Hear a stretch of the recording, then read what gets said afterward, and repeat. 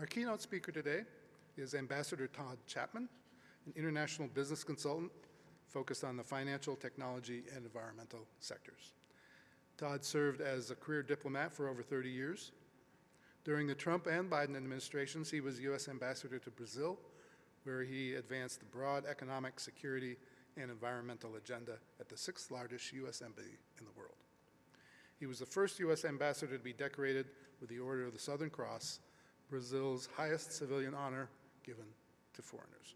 Previously, Todd served as U.S. ambassador to Ecuador and chargé d'affaires in Maputo, Mozambique. Todd's presentation is entitled "The Undiplomatic Truth: Mining Missing the Mark on Securing Popular Support." Ambassador Chapman will review how international governments and local communities are demanding more of mine operators and the increasing complexities associated with securing the social license necessary to ensure uninterrupted operations of mining sites. Drawing on his 30 years of diplomatic experience, most recently as U.S. Ambassador to Brazil and Ecuador, he will share his experiences working with governments, indigenous communities, environmental activists, and mining companies to seek profitable outcomes. He will relate how mining operators in Brazil, Ecuador, and Mozambique worked at all levels of government and society to obtain support. As international mining operations face rising demands to demonstrate more direct benefits for local communities and greater transparency in protecting the environment, more emphasis on cultivating the conditions for local buy-in will require new methods and increased emphasis. Following Todd's presentation, the winner of the 2021 Robert Murray Innovation Award, George Hemingway, will speak to us about the power of purpose. And now please join me in welcoming Ambassador Todd Chapman. Thank you. I appreciate it. Well, good morning. Good morning, SME. It's really just a tremendous honor and privilege for me to be with you this morning. I want to thank you for the kind invitation, Bill. I want to thank Miko for your remarks and for sponsoring this session, to Newman as well. And just say it's great to be in Salt Lake City for the first time in my life. Flew in, saw the beautiful city from the airplane. It's really great to be here. You know, it's wonderful to be meeting in person again. Would you agree? Would you agree? It's really nice. And just as a way, and again, I didn't clear any of this with SME leadership, but just as a way to begin, would you make sure that you know the people sitting around you and just say, it's really good to see you face to face? Would you just say that to the people next to you? You know, it's really good, you know?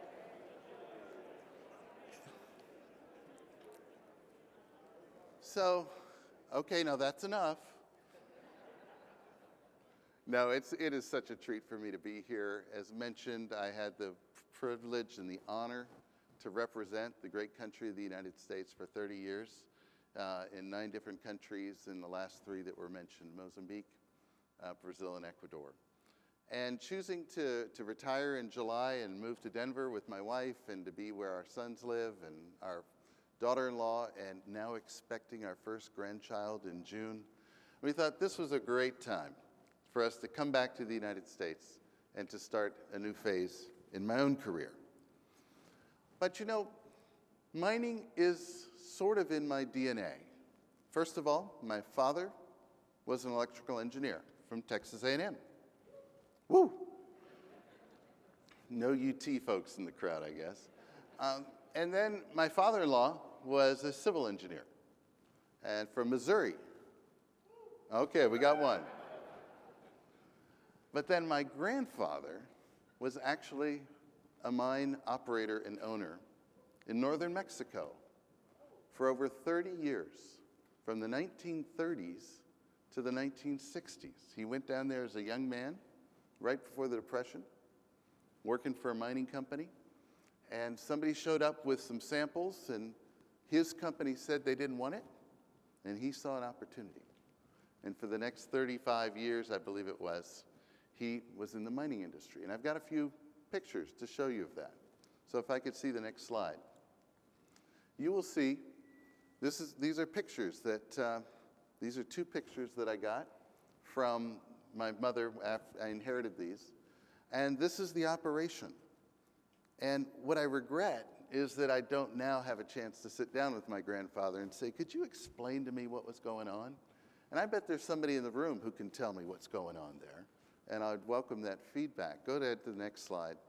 And so these are the two pictures I have of his operation. So I'm proud of my mining heritage, and I'm very proud to be associated with SME and all the great work that you're doing to promote mining around the world. So there are a lot of things that you think about when you think of mining. There's so many. You think of course, ESG, which is front and center. You think of the history. You think of the many people that came out west, the 49ers. You think of my now home state, Colorado. Mining has impacted this country and the world in tremendous ways throughout our history.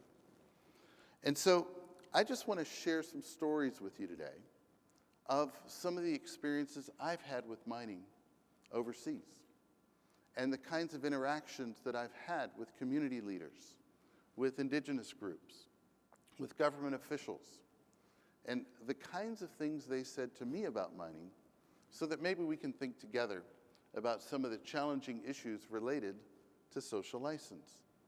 Now, I did have somebody say to me, with the title of the talk, The Undiplomatic Truth, and that the mining industry is missing the mark, they said, that's pretty brave, like to have a title that tells your intended audience that they're missing the mark. But I think we understand this together, don't we? That this is a super, super important challenge for the industry to take on, and it's only getting more complex. So let me start off with my experience in Mozambique. Next slide, thank you, that's the right one. There you have a huge coal operation. I went to Mozambique in 2007, and at that time, they was just getting started with some large projects. The Moatize coal area, Tet province. And I went up there because I wanted to see it, even though we didn't have an American company at the time investing there. A lot of suppliers and services were helping out Mozambique. And I met with the governor, I met with the mayor, I met with the local organizations, and it was clear to me that they expected immediate results. You announced the mine's coming to town, we want to start seeing the cash. We want results now. And of course, good mining executives that you are, you explain it's a 10-year development process. This is going to take some time. And our contract says this is what we have to do. And so there's this difficult political dynamic that happens with the community. And I really saw it there for the first time, the tremendous mismatch in timing of expectations.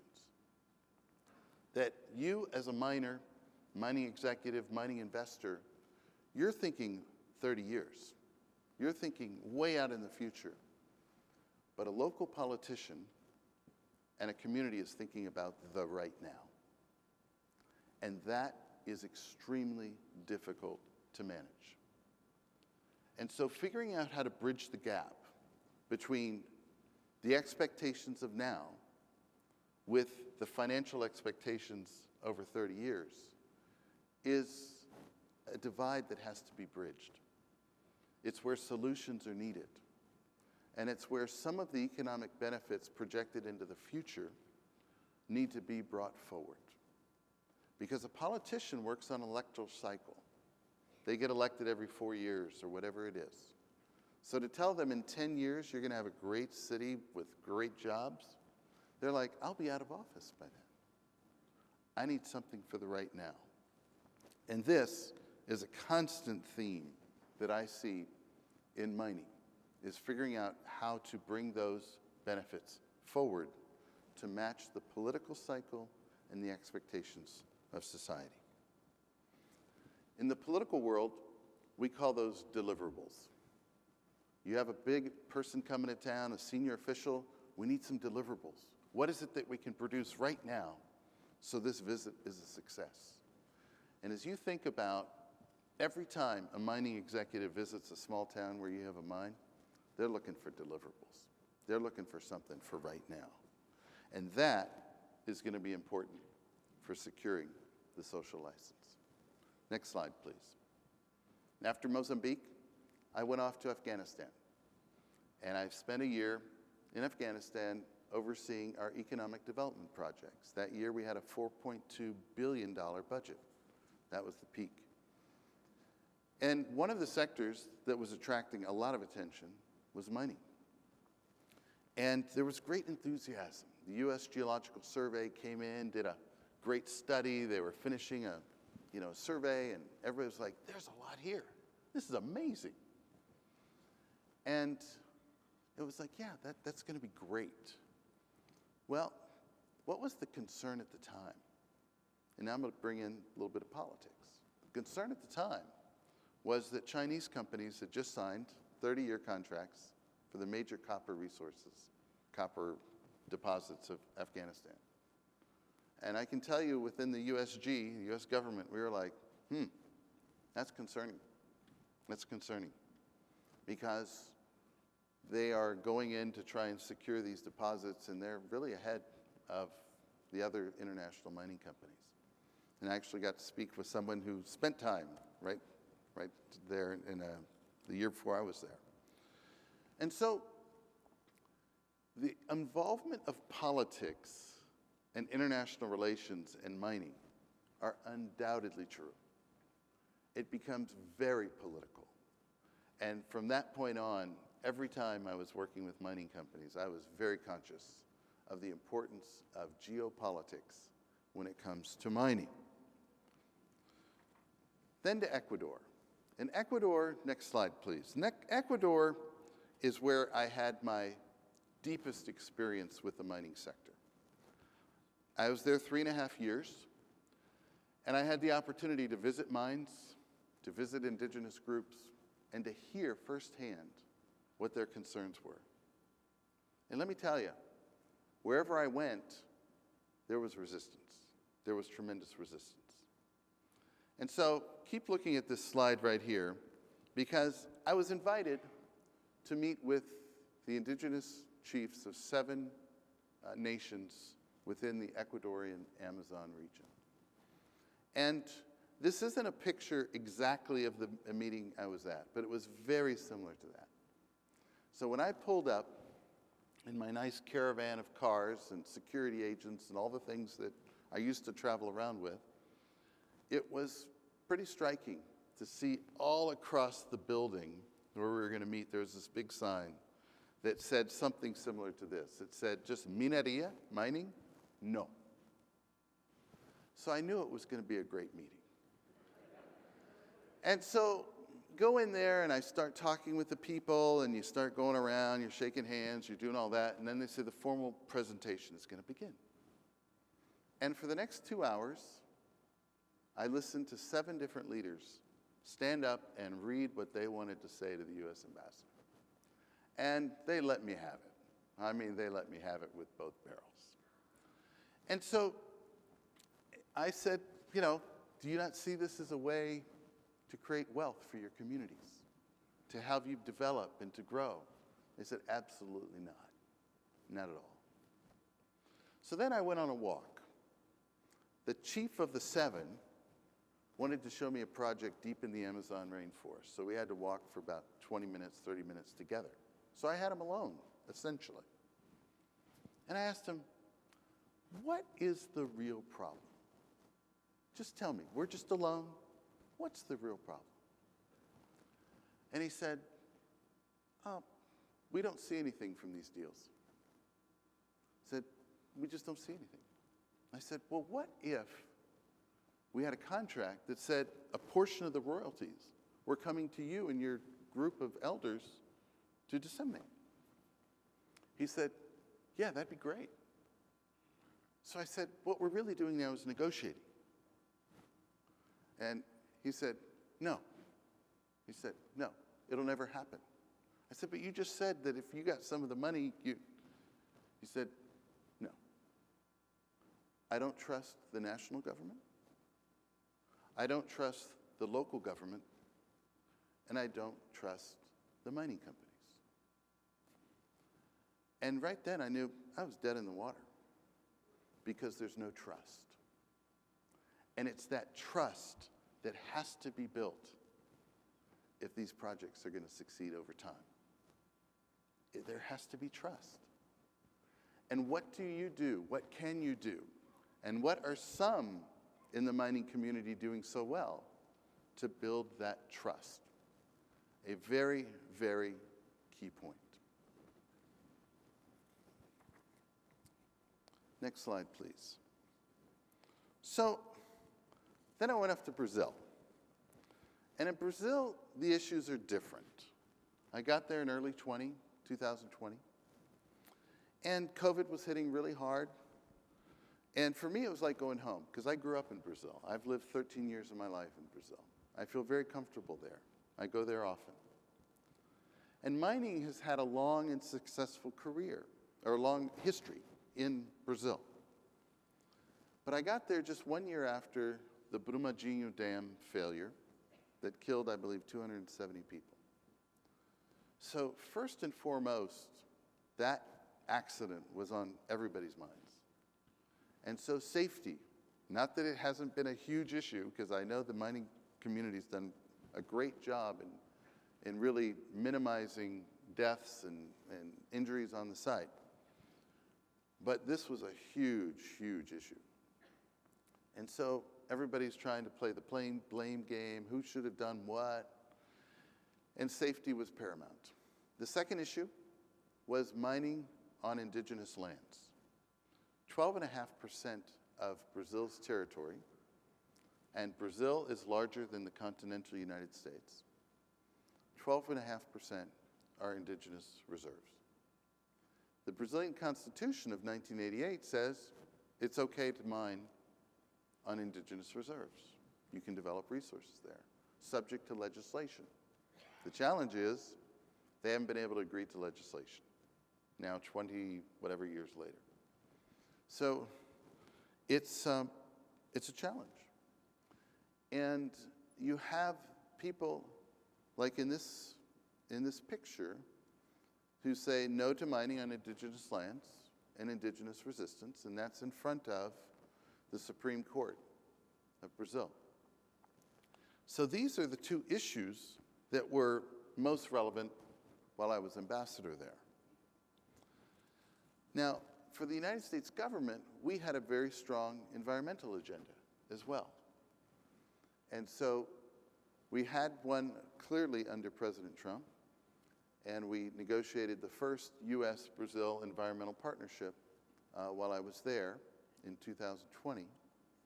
And then in 2021, with the advent of the Biden administration and Special Envoy John Kerry, the environmental issue got ratcheted up several notches.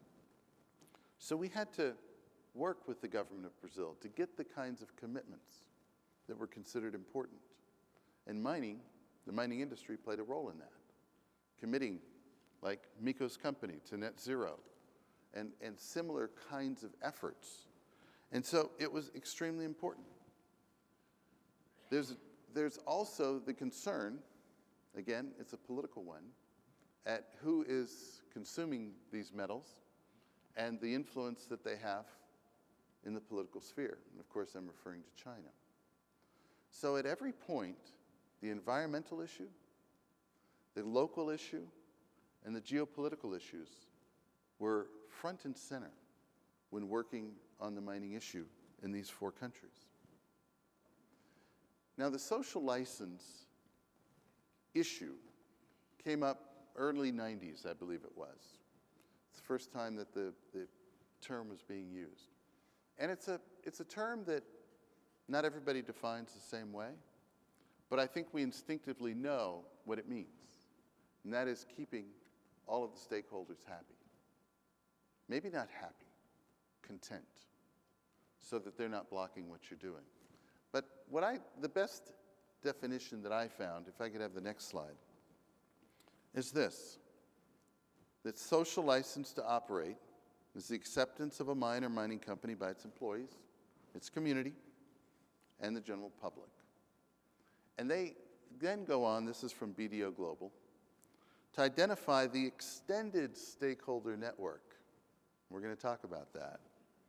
that includes ethical investment funds, international human rights activists, international financial institutions, and local and national governments. So unlike many of the problems that you all are solving every day in your profession that are technical, that are scientific, that are challenging beyond what I can even imagine as a non-engineer, these issues relate to different disciplines. Solving the challenge of attaining a social license involves anthropology, sociology, psychology, just so many different things, political issues that have to be put into the mix to see if this social license can be first secured, which is challenging enough, but then maintained over the life of the project. Fortunately, there are many of you who have professionals working in your company that are doing a great job at this. And that is why some of these projects overseas, and I'm focused mostly on the international, have done so well. But I think that every major mining company has incidents or examples to give of where, for lack of the social license, the project did not go forward. I was meeting with some of the current and past presidents and future presidents of SME and was hearing a little bit about that, that every company seems to have a line item in their financial statement that these are the projects we had to close for some reason. And some of those are because of the lack of social license. So I would like to suggest that the social license challenges are only getting more complex, they're only going to get more difficult, and they're only going to get more expensive to obtain. So put simply, no social license, no project. And that's why it's so essential that it be addressed. So as I think about the challenge of social license, and the challenge that you face, or I should say we face, since I'm now part of the mining community, is that it was very similar to the challenges I faced as U.S. ambassador. And I want to try and draw some of these connections. First of all, we both represent great organizations which mean well for the world. We want to do good. And actually, we're very confident that we are doing that. We both seek to develop the right relationships with the right people in the right way so we can produce tangible results. That's true in diplomacy as a U.S. ambassador. That's true for your company. And we represent organizations which are not universally loved. And there I am being diplomatic. We face frequent protests, and we are often misunderstood. And finally, we're accused of doing many horrible things, horrific things, and that we're just bad. And these accusations are often untrue and false. However, some of these accusations, let's be fair, they're correct, because our history is not spotless. And there are issues that we wish we had handled in a different way. So I want to share with you some ideas about how I tried to face this as a U.S. ambassador, some of the methodologies. And I want to propose that the methodologies could be very similar within the mining industry. Next slide, please. First, you have to deal with the resistance. The resistance to the United States, the resistance to mining is often well organized, well funded, and it can be intense. Protesters organize marches, they draw press attention, they go on social media. I mean, they're all geared towards trying to convince the political leadership to stop the project. By contrast, the supporters of the mining industry, and I dare say the supporters of the United States overseas, they're there but they're timid. There aren't protesters out on the street protesting in favor of the United States in front of my embassy. Rarely. I did have it happen once. So our supporters are timid, they're silent, and especially when they're faced with resistance. Now, the NMA, National Mining Association, came out with some polling data that shows that a lot of people support mining. It's just they don't want it here. They don't want it in their communities. And I loved in this slide, and you can't really read it on the "It's Our Future, No Mining," but somebody's got a little sign back there that says, "Mining has its place, and that place is Australia." Now, I think that's brilliant, all right? Because that could be replaced anywhere, you know? Mining has its place. It's Nevada, not here in Massachusetts. You can replace this with any locale. That mining, it's good. I like it, just as long as it's somewhere else. Now, I got to tell you, to find these pictures were very easy. I had hundreds to choose from. You mine, we die. These are strong messages. But I got to tell you, I did a little search for images for pro-mining rallies. I didn't find much. That's what you're up against, is the antis are organized. The pros, not so much. And it's those images, it's those pictures that are lasting. I'm showing you these pictures now. And it registers. And you're trying to communicate to a group that doesn't know your industry. And this is always a challenge for anyone. It's the challenge of translation. You know, if Miko got up here and gave a beautiful remarks in Finnish, there might be one or two people here that understood it.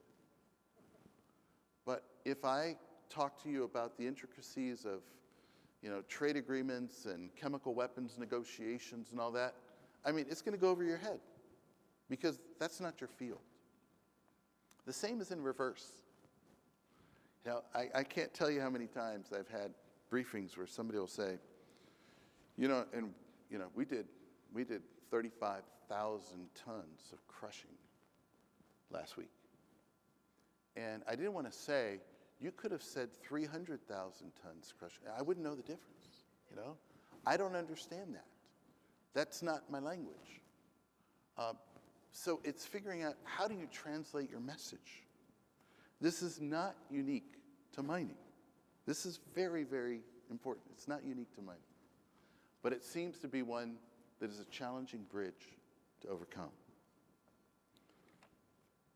So what do you do when you face the resistance? There are a couple of things you have to do. You have to address misrepresentations and falsehoods straight on.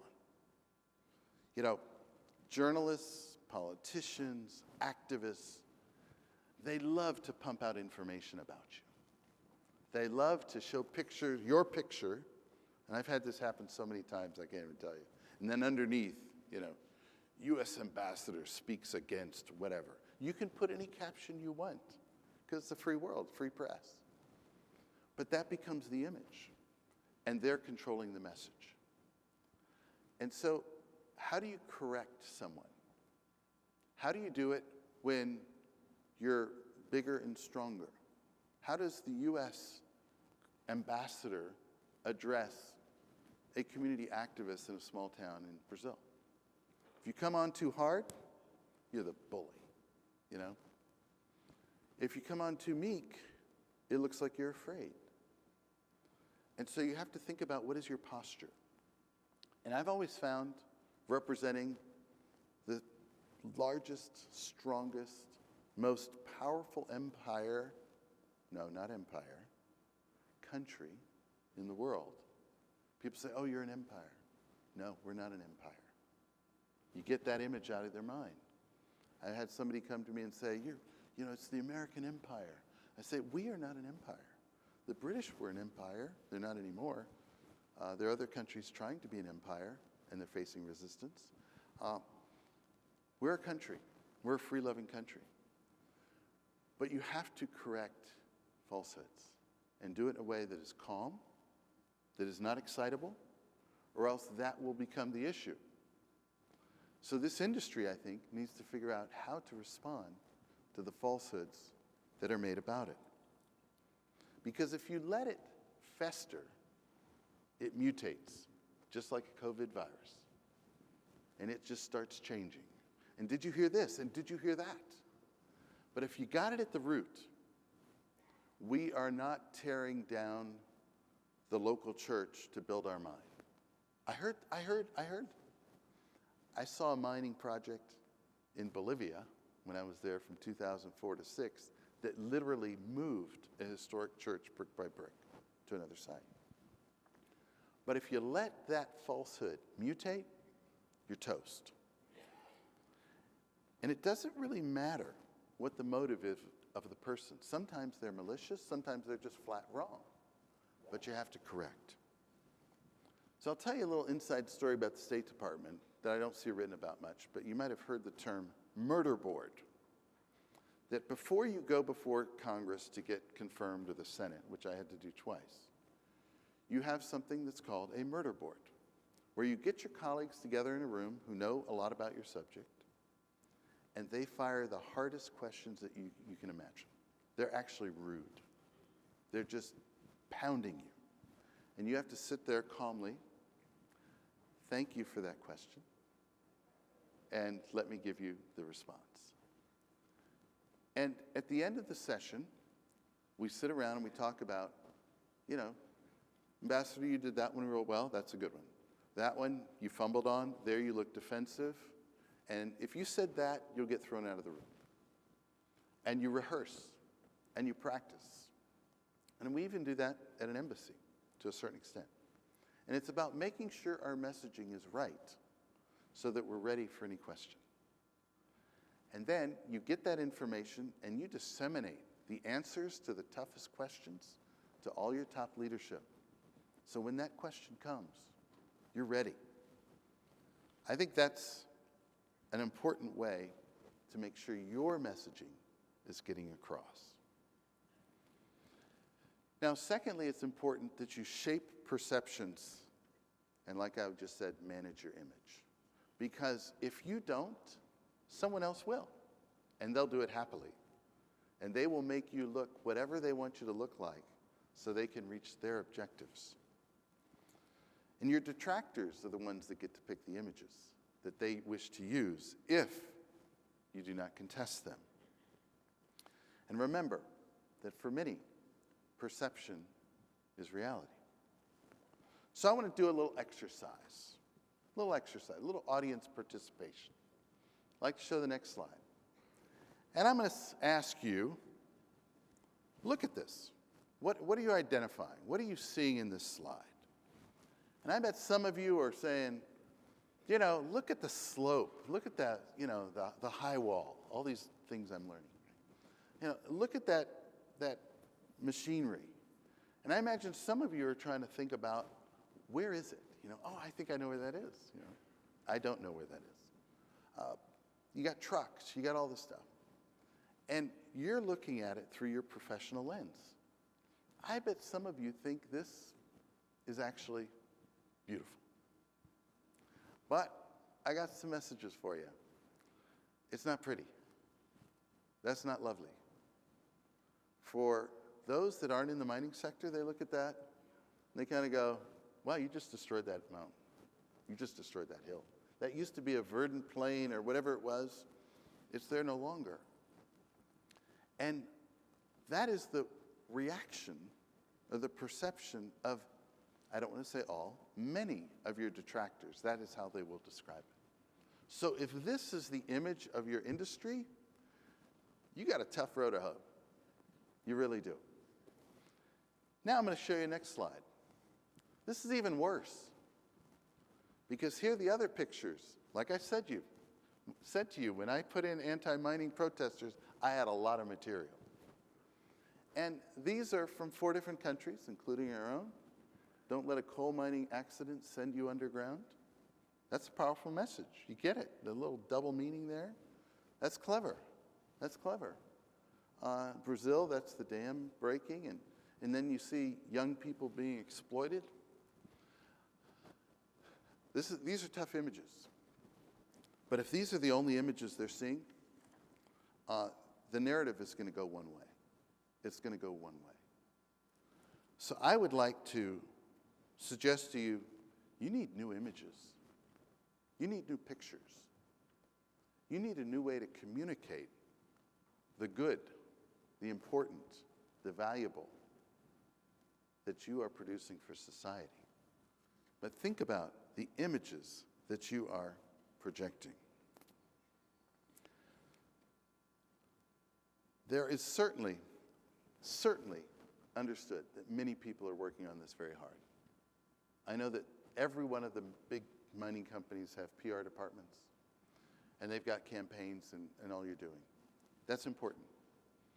But one thing you're going to hear from me today is you got to pick up the pace. You need to do this more. I really think that that is the way that you're going to build the popular support for your mining projects. So what's something that you can do? One is you can be visible, you can be transparent, and you can be available. It's really easy to dislike someone you've never met. It's easy to dislike someone who you've never shaken their hand. And it's very easy to not like someone who's always talking and not listening. That's true for diplomacy, that's true for interpersonal relations, for politics, and for the mining industry. So it's about how do you meet all the stakeholders that are militating against you. Because we were talking earlier, there's probably, and these numbers are just, they're not scientifically proven, but maybe a quarter of the world or of a society is like dead set against mining. Maybe there's 25% that's for it all the way. You're not going to change the minds of that 50%. But the 50% in the middle is what I call the movable middle. And can you push it this way or that way that will result in popular support in securing the social license for your projects? It's focusing your messaging on the movable middle. Now, if I could show the next slide. I went all over Ecuador to try and win the hearts and minds of the people. I was very active in social media. There was no community event I wouldn't go to. And so I got to meet indigenous groups in the Amazon. In the upper corner, I'm dancing at a senior citizens home. I mean, I'll do anything to show that I'm human, that I care, that I like your country, and I want to be here, and I want to listen. What are your concerns? Next slide, please. So it is about winning hearts and minds. Politicians know this. Communicators know this. Advertising agents know this. Go out there and win hearts and minds.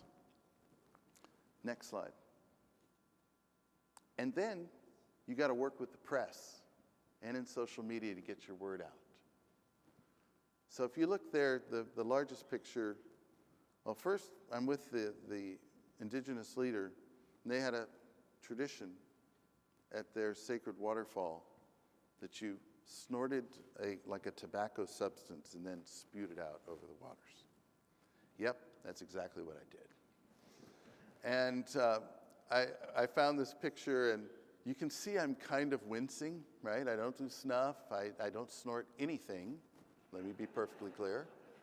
And he was doing it, so I was doing it, right? And it was all filmed because we had the TV cameras there. And then they interviewed me. And then there was like a 3-minute segment on national television about the U.S. ambassador going to this place. And what's that worth? What's that worth? That's better than a stale newspaper ad.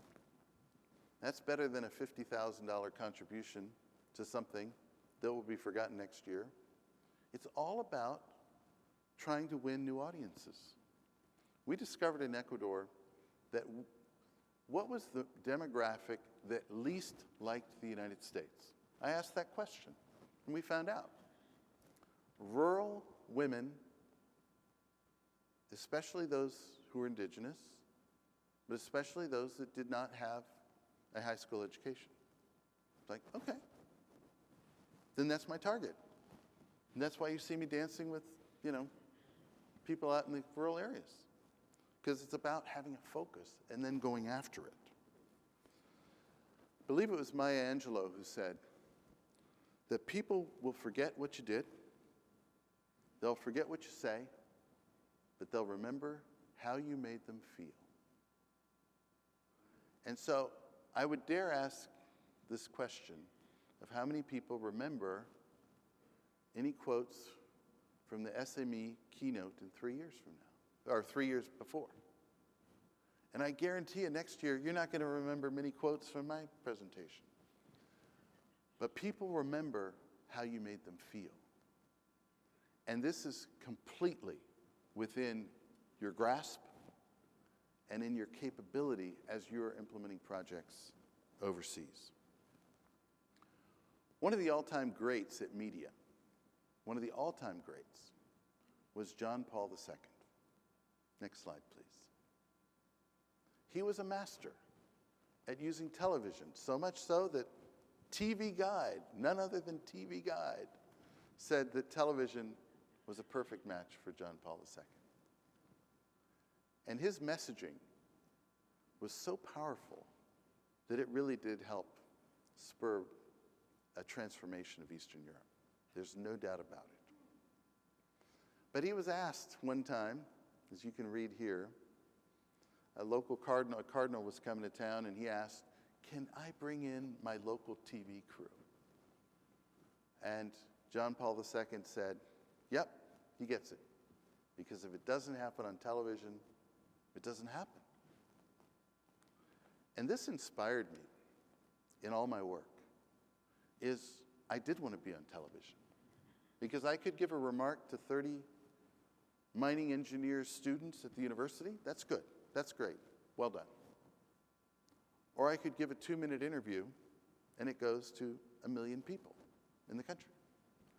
I'm going to choose scale. I'm going to choose scale when I have that opportunity. Of course, you do both.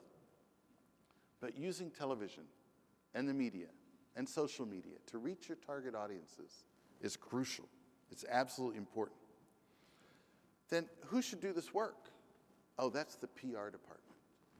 That's the media advisor. No, that's their full-time job. But I want to submit to you that it needs to be your part-time job. When I was at the embassy in Ecuador, believing in this, I asked everybody who worked at the embassy, Ecuadorian and American, to spend 5% of their work week on public outreach. Everybody, regardless of what your job is. So I had the IT specialist who didn't speak Spanish go talk about his career with the international school students. Great, that's good. I had the foreman of the warehouse, Ecuadorian, go to his neighborhood school and talk about how proud he is to work at the U.S. Embassy. And of course, everything in between. What was the results? One, the intended result that I had is I wanted more voices in the community getting out there. Because when they hear it from you in your community locally, that's really good. But let me tell you the unintended consequence, which is perhaps even far better, is my staff felt empowered. They felt appreciated. They had never gone out to speak on behalf of the U.S. Embassy before. And I opened that door for them. They felt respected, they felt proud, and especially the Ecuadorian employees, because they were a part of something great. They were a part of something special and important. And they were just told, you will be our representative. So I want to challenge every member of SME to be a part of that communication team, that you're speaking at the PTA or the local career fair or whatever it is about your industry, about what you're accomplishing, and about what you're doing, because you will be the best ambassadors possible for your industry. You might need a little training. You might need to learn to speak layman's mining talk. You might need to have somebody critique your first presentation. But it will go a long way towards empowering you and your industry, our industry, to achieve the results that we all wish for. So, a few thoughts here as I conclude. And afterwards, if there's time, I'm very happy to take questions. And if there's little cards on your seat, if you'd like to write down some questions, I'd be happy to take some of those at the end. I think it's very important for every company, regardless of industry, if you believe in it, to make your company virtuous. You want to have a virtuous company. You want people to hear the name of your company and go, there's a good one. You want to be highlighting the fact that you embody the ideals and values that are shared by most. And it's something that takes effort, and it takes definition. Right now, your detractors are defining what your industry is, what our industry is. And it's important that mining companies take the lead in defining their companies as virtuous. And you've got a great opportunity right now, because let me just say this. Don't be offended. Mining isn't seen as cool, right? Go to your kids, go to your grandkids, whatever. Is mining cool? No. No. What's a cool company right now?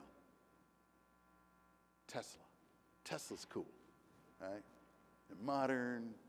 They're saving the planet, right? They've got the latest technology. Everybody watches Elon Musk on Twitter. You know, it's a hip company. I don't know if hip maybe is showing my own age. But what does Tesla do? It takes what you produce and it molds it into different shapes and sizes and sells it. So a Tesla car is cool, and what you produce is not. It's not consistent. But it's not consistent because the people have not been educated down the path to help them understand that raw materials transforms lives. Now that's something you can remember. I just made that one up, by the way. But it works. It works.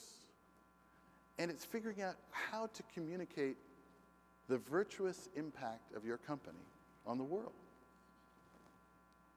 We need to see more people looking at mining companies like Tesla than anything else. It's important that you be transparent. You want to be visible at your mining site. You want to have journalists. You want to take ambassadors on tours. You want to show the faith leaders what you're actually doing at the mine site. Fly them in. It's a good use of the jet. All right, far better than some of the other uses. Bring them. Take them. Spend the money, because they become your voices. They become your advocates. I slept at a mining site once in Ecuador. I was invited by the company, and with two other ambassadors, I guess it was, we spent the night. And that night at dinner, I sat with a group of 10 miners, all speaking Spanish, and they were talking about what this job meant to them. The investment that company made in me for a day-and-a-half visit, I became a spokesperson. I became an advocate with one simple trip to the site. I would encourage you to take a lot of people to your site and explain what you're actually doing. I remember at this particular site, I sat with the environmentalists, their environmental chief, and she said, you know, we move every frog that we find that's in an area that we know we're going to be working in, and we transport it to another place in the Amazon. It's like, wow. Now, I didn't know that. Did you know that? Maybe you did. But does the world know that? Not at all. So be transparent. And then also be extremely visible in your community. Be talking at the high school graduation in the community next to your mind. Be there, just sitting in the front row, just smiling. And people will go, wow, the general manager was at the high school graduation. That's amazing. 3 years in a row, I was the high school graduation speaker at the International School in Quito. 3 years in a row. They kept asking me back. I was honored. I wasn't advancing U.S. policy. I wasn't making a big political statement. I was present. People remember that. They appreciate that. Now I'm going to spend some of your money. That's always a little challenging, to spend somebody else's money. But it's important to make this investment. It's extremely important to make this investment. Because I would argue that in terms of getting your message out, you're underinvesting. And I read that the CapEx budget for the top 40 mining companies in the world for 2021 was projected to be $78 billion. Like, wow, that's higher than the GDP of over half the countries in the world. I mean, that's amazing. That's a lot of money. But for that $78 billion to be effectively invested and productive, you're going to need an investment over here. Your reputation budget, your social license budget, your PR budget, your community relations budget.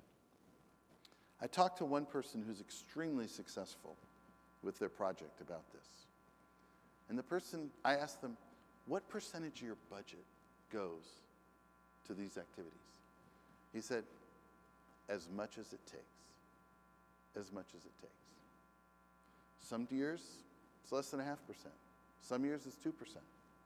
Some years, it might be more. But it's whatever it takes to get the job done. Because again, the results are binary. You have social license, you have a project. You don't have a social license, you don't have a project. So I think this is a great time to consider a few new ways to go about this. One is take the 100 to 1 challenge. What's a 100 to 1 challenge? That for every one of something that you're doing that harms the environment, do 100 to protect. I'm working with a mining platform, not a mining platform, an environmental platform that sells conservation credits in the Amazon. And we're challenging companies, instead of, going zero, and there's all net zero, zero emissions, 0, 0, 0. It's like zero never motivated anyone. Being neutral is not very exciting. But being positive, so that if we're damaging 1 hectare, we're going to protect 100. If we're polluting 1 cubic meter of water, we're going to protect 100. It's showing that you're going above and beyond what it takes to achieve your objectives. The ESG issues are real. They're not going away. They're intensifying. I went to Glasgow for the COP in 26. I was involved in negotiations. That was after I left the government, but in the run-up to it. This is not going away. And your suppliers are going to be demanding. Your consumers are going to be demanding. So embrace it and go above and beyond. There are great, great programs to tap into, and many of you are doing. But I encourage you to double down, because this is the opportunity for you to present a new face to the world. Now, in closing, I want to thank SME, because SME is giving me an opportunity to really settle a debt that I have with the industry, because I owe this industry a lot. And it's important to say thank you. And if I could have the next slide. This is something that Harry S. Truman said, and you've all seen this on a billboard somewhere, that if you can read this, thank a teacher. It's very clear. We've all heard this before. It's a slogan. It's, if I were, in education, I'd have this pasted everywhere. Because, oh yeah, that first grade teacher or whoever it was, and then I think of all the inspiring teachers I've had. And whenever I see teachers now, I love teaching. That's wonderful. Thank you. I know exactly what you did for me. I know exactly what you did for me. So I've taken the liberty to modify this. It's not elegant. It's not great. But I want to do it just as an example. Next slide, please. So what if this became something that people saw? That if you used or were protected today by metal, thank a mining engineer. How many times have you gotten that in your career? Thank you for being a mining engineer and helping me to get the metal that I needed for my hip surgery, You don't get that. You don't get that. But that's a debt. That is a debt that we have to pay. So I want to conclude my thoughts with this. That I got here by an airplane, a metal one, and it took me an hour and 8 minutes from Denver. To walk that would have taken a month. Thank you, mining engineers, for making that happen. Oh, it gets better. It gets better. So my wife was in a very bad car accident about 15 years ago. She was pulling into an intersection, and a guy, young driver, ran the red light, smashed into, yes, the brand new Lexus we had bought 2 weeks before. And the car was totaled. But my wife walked away with scrapes and bruises, and that's it. Because of the strength of that metal and the brilliance of the design. Thank you, mining engineers, for making that happen.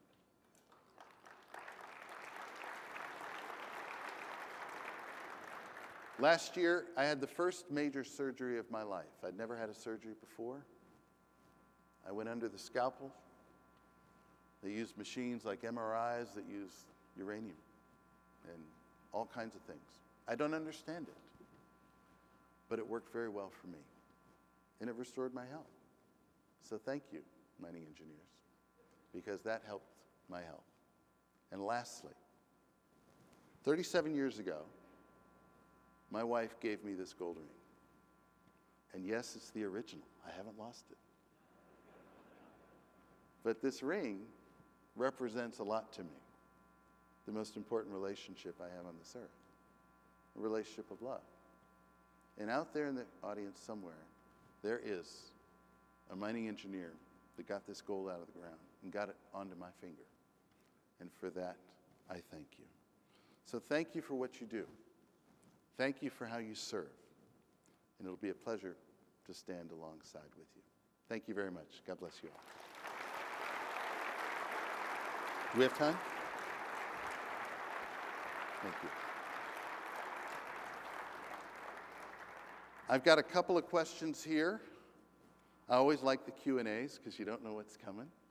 So it's always exciting. So the first one is, how do you navigate the election cycles you mentioned in Mozambique to move projects forward? First of all, you get involved in the political process. Again, not directly in favor of a candidate, but position papers. You make sure that everyone is briefed. You don't just talk to the party in power, you talk to the opposition. You get to know the congressmen that are getting elected. And you make sure that everybody involved is aware. You never want to be seen as, oh, you're advancing this person's candidacy over that. You say, I'd like to just do a briefing for congressional staff in a nice hotel lobby with lunch included, and I'll tell you all about the mining industry in this country. Those kinds of education efforts are vital, so that when a candidate comes out and says, we want to prohibit mining in northern Mozambique or whatever, is you try and get to them and say, do you realize such and such is happening? You might want to walk that back. You have to be involved, and you can't let falsehoods stand. Well, sir, respectfully, that's not correct. And in fact, such and such is happening. That is not partisanship. Partisanship does not help when you're a lobbying organization or trying to influence. But if I were the general manager of my mining company in Mozambique or anywhere, I'd make sure I'm inviting the candidates over. Candidate won't meet with you. Fine, I'll meet with the staff director. I'll meet with anybody to get my message across. And I believe that for mining leadership, what do you have to do to get to the top of a mining company? I guess be a really good mining engineer or something. I'm not really sure. But when you get there, your job is no longer to be the chief mining engineer, right? You're the boss. You're the titular head. And people want to talk to you because you're the boss. We want to meet with the ambassador. Okay, great. I would say over 50% of my time as ambassador, and you as the mining head, CEO, or manager at a mine, you need to be involved in issues related to social license. You got a lot of smart people who can do the mining. If I were the CEO of a mining company, I'd have 3 people report to me, and only 3. Chief Financial Officer, absolutely key, I need to know where the money is. Chief Operating Officer, you run the mining operations. And number 3 would be my Chief Sustainability Officer. The person that's going to make sure that I get to keep doing what I want to do. That's what I would do. And so those that are interviewing for CEO board position, I'm available to be that CEO if you'd like me to be. Let's see. One of the current tactics is to shout down the speaker. Oh, I've had that happen so many times. How do you deal with this when extreme and you can't even get a word in? All right, I've had this happen many times. Many times. Yeah, but you. One time I got shouted down by a gentleman. I was doing IPR, protection of intellectual property rights for the free trade agreement in Central America. And a man stands up and says, why does Bill Gates need more money? Why does Michael Jackson, this is waves back, why does he need more money from Costa Ricans?